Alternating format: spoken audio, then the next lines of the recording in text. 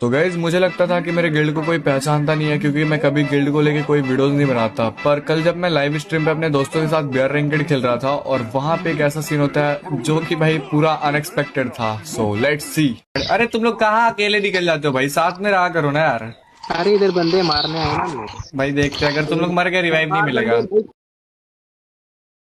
मुझे जो रिवाइव कर अरे टोकन यार मेरे पास है। अबे गाड़ी लेके इरफान, गाड़ी लेके, गाड़ी लेके इरफान। अरे रिमोट दिखा रहे हैं हमें। भाई तुम लोग को ही सबके रिमोट दिखाते हैं भाई, इतने बुरे हो गया तुम लोग। तो गाड़ी लेके आ भाई तू।